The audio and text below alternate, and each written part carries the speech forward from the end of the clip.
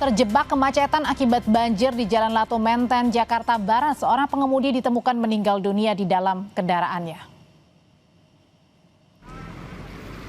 Mobil korban yang berhenti di tengah kemacetan sempat dikira petugas mengalami mati mesin alias mogok. Tapi saat mobil dibuka, pengemudi meninggal dunia.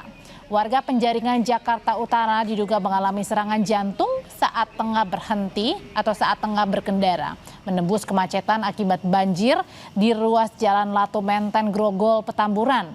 Jenazah langsung dievakuasi ke Rumah Sakit Polri Kramat Jati, Jakarta.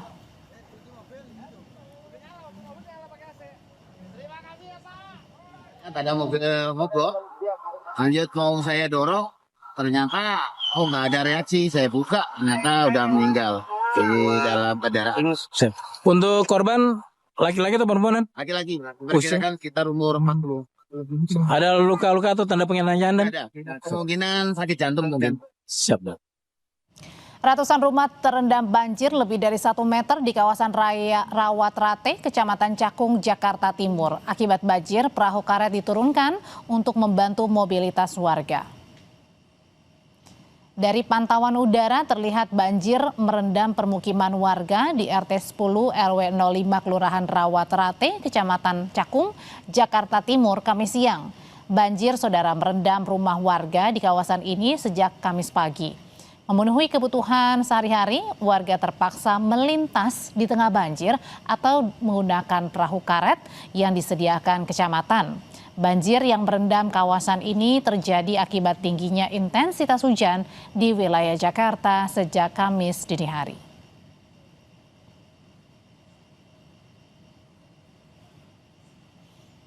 Saudara, pemerintah Provinsi DKI Jakarta terus melakukan berbagai upaya mengantisipasi potensi banjir akibat hujan deras yang diprediksi mengguyur ibu kota. Gubernur DKI Jakarta Pramono Anung menyatakan pihaknya telah berkoordinasi dengan BMKG melakukan modifikasi cuaca. Modifikasi cuaca diperlukan untuk meminimalisasi dampak cuaca ekstrim di wilayah Jakarta dan sekitarnya. Tidak hanya di Jakarta, Gubernur Pramono juga meminta BMKG memfokuskan modifikasi cuaca pada daerah penyangga seperti kawasan Tangerang, Bekasi, Bogor, dan Depok.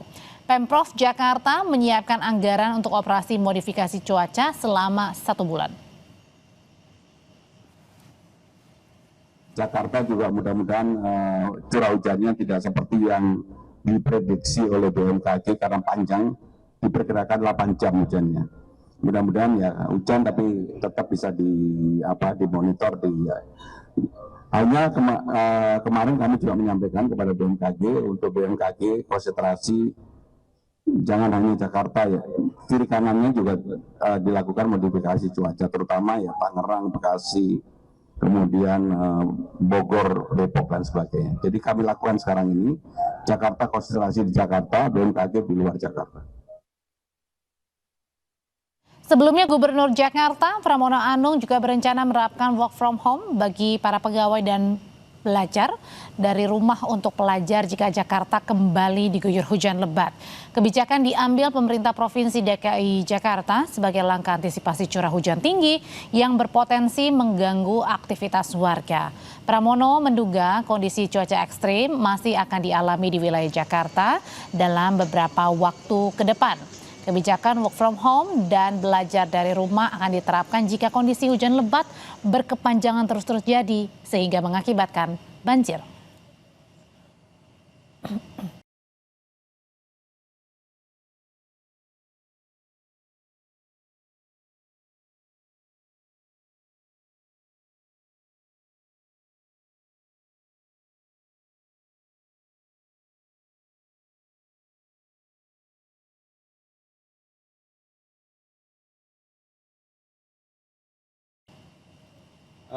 Kalau memang akan terulang kembali, dan mudah-mudahan tidak ya, mudah-mudahan tidak. Karena kemarin ketika curah hujan di hari Sabtu Minggu, kebetulan kan lagi libur panjang, sehingga tidak memerlukan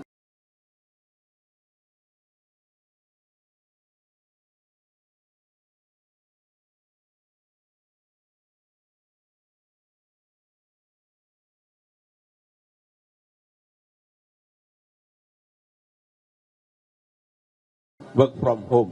Tetapi kalau kemudian ada indikasi seperti itu dan di hari biasa, saya akan memutuskan untuk dilakukan work from home, terutama untuk anak-anak didik kita. Menteri Sekretaris Negara Prasetyo Hadi meminta maaf kepada warga terdampak banjir di Jakarta dan sekitarnya. Menurut Mensesnek, banjir di ibu kota Jakarta jadi perhatian serius Presiden Prabowo Subianto.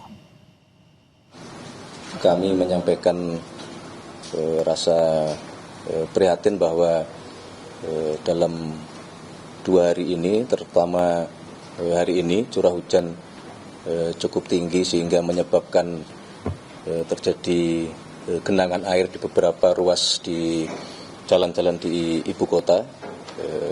Kami menyampaikan permohonan maaf kepada seluruh masyarakat yang terdampak dan kami telah berkoordinasi dengan pihak-pihak terkait, ya, pemerintah Provinsi DKI, kemudian dengan BNPB, kemudian juga dengan. Bagaimana Jakarta menangani banjir dan mengantisipasi cuaca ekstrim yang diperkirakan masih akan terus berlangsung beberapa hari ke depan? Kita bahas bersama pakar tata kota Yaya Supriyatna dan staf khusus Gubernur Jakarta Ciko Hakim. Mas Ciko, selamat malam. Kang Yaya, selamat malam. Selamat malam. Kang Yaya. Ya, selamat malam Mas Ciko. Ya, Mas Ciko, ini kan di BMKG memprediksi bahwa 8 jam hari ini hujan terus terjadi. Tapi nampaknya kalau sampai malam ini sudah lebih dari 8 jam. Tadi Gubernur DKI Jakarta juga menyatakan bahwa khusus hari ini 2 kali melakukan modifikasi cuaca. Tapi di mana-mana kalau kita lihat masih banjir. Kali ini hampir merata di semua Jakarta. Apakah kemudian modifikasi cuaca yang kali ini spesial dilakukan selama 2 kali dalam 1 hari dianggap kurang maksimal untuk mengantisipasi banjir, Mas Ciko? Jadi begini ya, terkait dengan modifikasi cuaca itu harus kita pahami dulu. Modifikasi cuaca itu dilakukan untuk menurunkan intensitas dari hujan yang turun. Jadi tidak serta-merta artinya kalau modifikasi cuaca dilakukan dan berhasil artinya cuaca kemudian hujan serta-merta berhenti, cuaca begitu cerah dan matahari menyinari kita semua. Tidak begitu, tetapi menurunkan intensitasnya. Artinya kalau kita lihat fenomena hujannya pada hari ini, hujan itu deras, kemudian berhenti, kemudian rintik-rintik, kemudian berhenti, kemudian deras lagi. Itu adalah hasil dari modifikasi cuaca tersebut. Artinya kalau tidak dilakukan modifikasi cuaca, hujannya itu lebat, deras, tanpa henti berjam-jam, bahkan sampai sekarang. Jadi itu yang harus kita pahami dulu. Jadi terkait dengan pertanyaan apakah modifikasi cuacanya berhasil, tetapi tentunya kita harus tahu cuacanya begitu ekstrim. Artinya hujan yang seharusnya turun justru tidak ada berhentinya sama sekali. Dan kita tahu hari ini pasti ada berhentinya, ada rintik-rintiknya, ada kemudian hujan deras lagi. Dan itu yang terkait dengan modifikasi cuaca. Dan ini yang kita alami bukan hanya pada hari ini tentunya, tapi sepanjang tahun 2025, di awal-awal tahun 2025 juga mengalami curah hujan yang begitu tinggi seperti ini. Dan tentu hal ini kita sangat prihatin. Bapak Gubernur juga menyampaikan keprihatinannya, bahkan Bapak Presiden melalui juru bicara beliau menyampaikan permohonan maaf bagi masyarakat dan tentunya mobilitas warga yang tertahan terkait dengan juga genangan yang masuk ke dalam kediaman-kediaman dan pemukiman. Ini juga suatu hal yang sangat kita sayangkan. Tetapi ke depan modifikasi cuaca akan tetap dilakukan, tapi itu tentunya tidak cukup. Kita juga akan mencoba segala daya upaya secara maksimal terkait dengan hal-hal pembersihan drainase, saluran-saluran air, dan juga pengoperasian pompa. Kita memastikan bahwa 1.200 pompa yang kami miliki, 600 pompa statis, 600 pompa mobile, itu dalam kondisi yang prima untuk bisa bekerja. Tetapi kalau kita mau jujur, mohon maaf bahwa curah hujan yang begitu ekstrim ini memang jauh di atas kapasitas atau kemampuan dari infrastruktur Jakarta untuk menanganinya. Dan inilah yang terjadi ketika itu kita juga sudah beberapa kali membahasnya dengan Kang Yayat tentunya sebelum ini.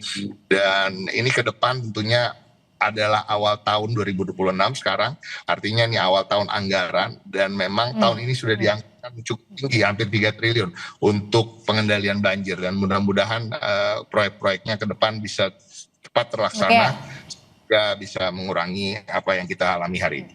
Kang Yayat, tadi kalau dikatakan Mas Ciko, modifikasi cuaca khusus hari ini bahkan dilakukan sudah 2 kali dalam 1 harinya. Mesin-mesin pompa juga terus disiagakan. Yang menjadi pertanyaan sebenarnya kalau tadi dibilang di luar dari kapasitas karena memang hujan terus-menerus terjadi begitu ya.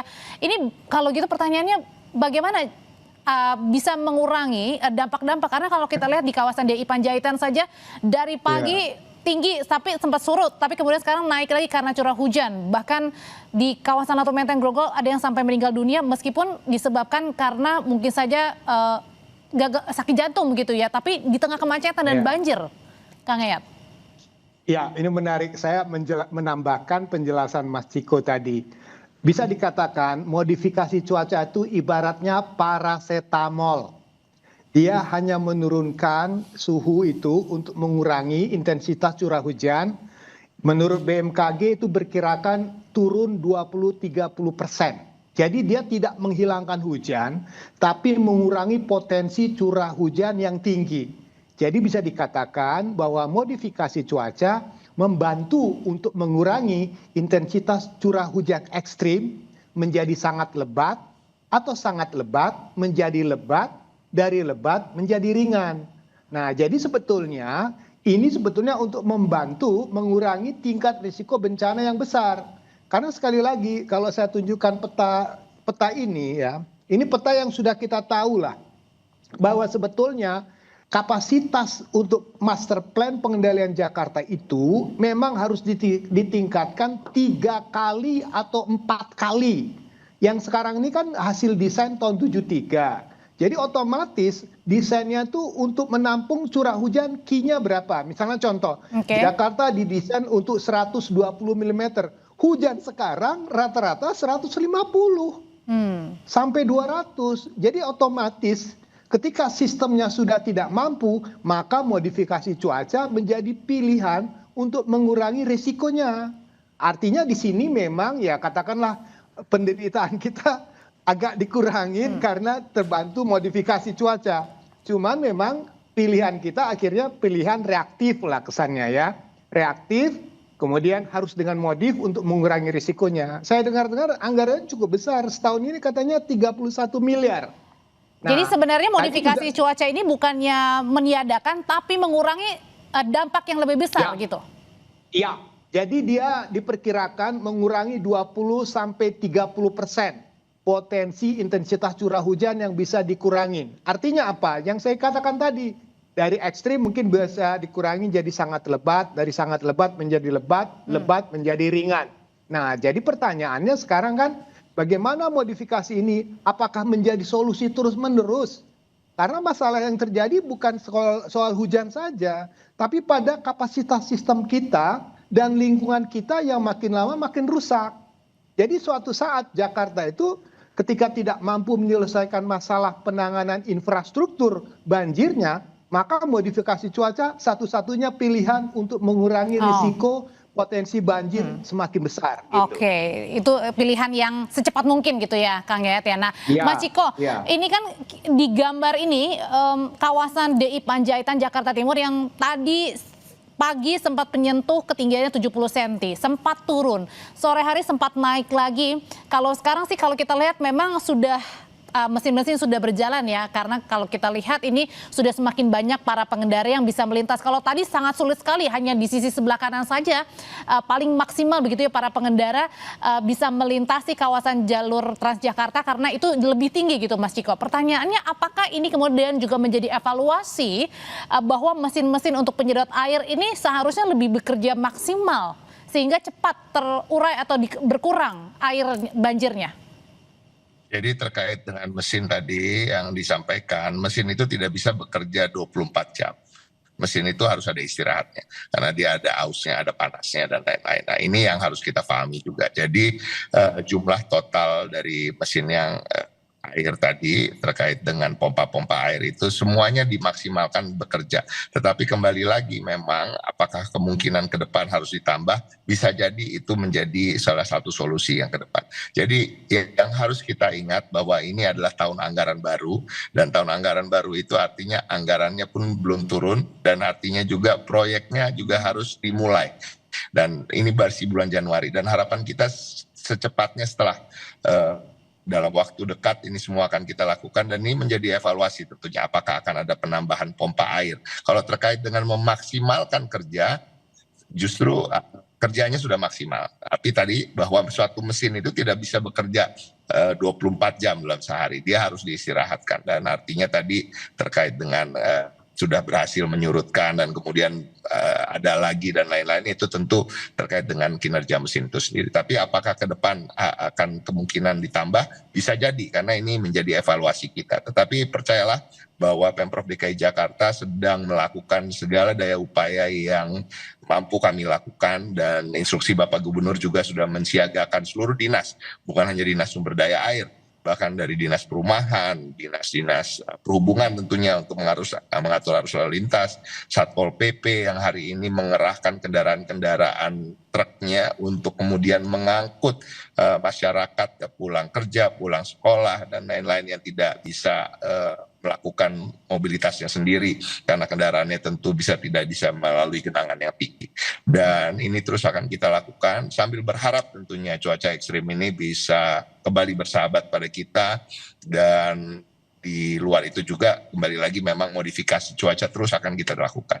Tadi Kak Ia telah menjelaskan bahwa menurun intensitas sampai 20-30%, artinya bayangkan hari ini tanpa modifikasi cuaca sama sekali, dampaknya akan lebih berat lagi. Tapi memang solusi jangka pendek ini nggak cukup. Ada solusi jangka menengah, jangka panjang.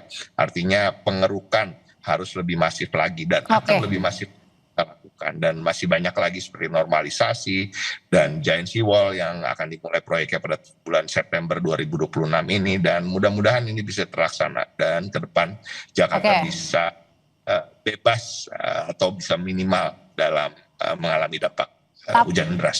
Tapi kalau misalnya terus-menerus terjadi hujan di kawasan atau di wilayah Jakarta dan sekitarnya, pertanyaan selanjutnya, kalau tadi Kang Yayat juga bilang daya tampungnya sudah maksimal banget nih. Kalau gitu pertanyaan selanjutnya, apakah warga Jakarta mau tidak mau ya harus menerima kalau misalnya banjir terjadi di hampir seluruh wilayah Jakarta akibat hujan terus-menerus terjadi? Usai jadi bapak-bapak tetap bersama kami di Sapa Indonesia Malam. Nyambung pertanyaan saya sebelumnya, Kang Yayat, kalau tadi daya tampungnya sudah maksimal dalam waktu jangka pendek, jika hujan terus-menerus terjadi, pertanyaannya apakah kita harus pasrah menghadapi ya sudah banjir, ya mau nggak mau kita hadapi, Kang Yayat? Ya, pertama begini, kalau ada anekdot mengatakan living harmony with water, berdamailah dengan air. Tapi kan tidak seperti itu. Kelihatannya Pemprov itu kemarin sudah mulai mensosialisasikan bagaimana menghadapi kondisi kedaruratan. Jadi ketika banjir itu tidak bisa kita elakkan, pasti akan kondisi darurat. Kondisi darurat tadi misalnya darurat trafik, darurat bencana, atau darurat terkait kesehatan dan sebagainya. Nah, di sini yang paling penting adalah menginformasikan sebanyak mungkin langkah-langkah apa yang harus dilakukan ketika banjir tidak tertangani.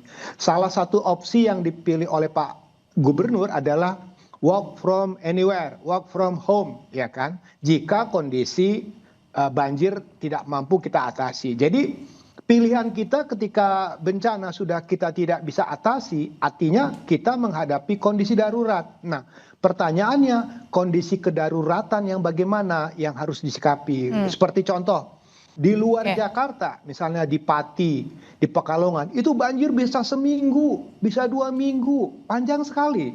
Nah, karena sistemnya berbeda kondisi yang ada di luar Jakarta dengan Jakarta. Jakarta punya lebih dari 1.000 pompa, artinya Jakarta punya kemampuan, infrastrukturnya sudah lebih bagus.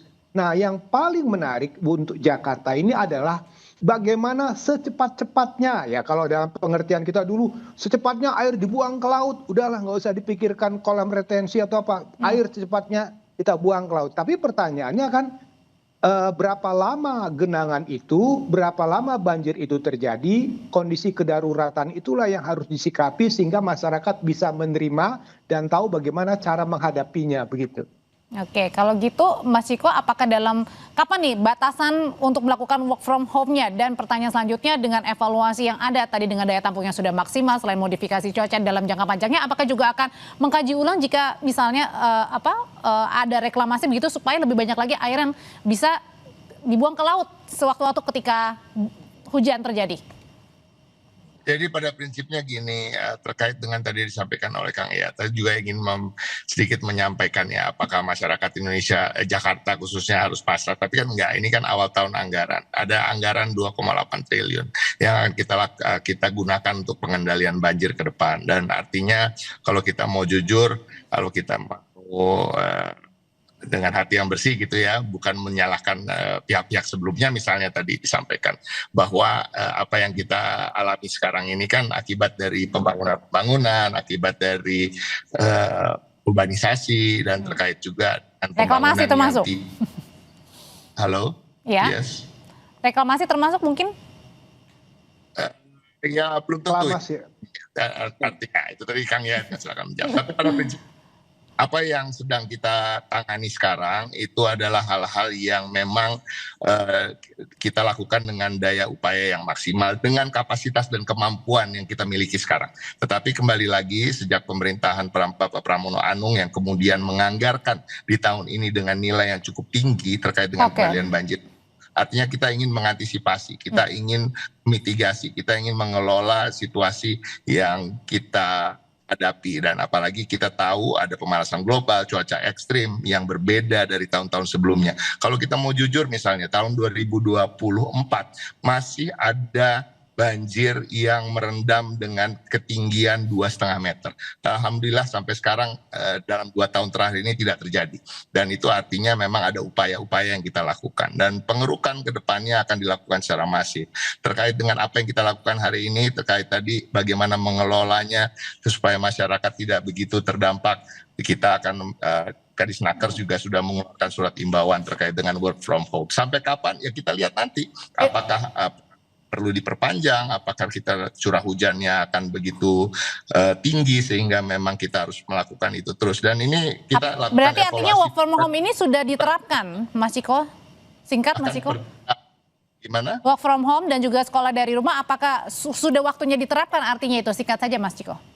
Yang pertama tentunya kebijaksanaan. Kita ambil kebijaksanaan dari tempat-tempat bekerja yang mengetahui situasi dan lingkungannya. Apabila memang terdampak dan memang akses sana tertutup, dan otomatis silahkan untuk mengeluarkan kebijakan tersebut. Begitu juga sekolah, dan saya juga melihat dan sudah memantau bahwa sekolah-sekolah swasta maupun sekolah negeri sudah menerapkan itu bagi di tempat-tempat yang memang terdampak. Dan kita lihat nanti, tadi Kang Yayat menyampaikan apakah betul nanti hujan terjadi dalam 2 hari berturut-turut, dan kemudian durasinya akan lama, dan tentunya Pemprov akan mengambil langkah-langkah ya di mana perlu untuk bagaimana mengantisipasi ini semua. Mas Ciko, terima kasih. Kang Yayat, terima kasih sudah berbagi pandangan Sama-sama. mengenai banjir yang terjadi di Jakarta. Selamat malam.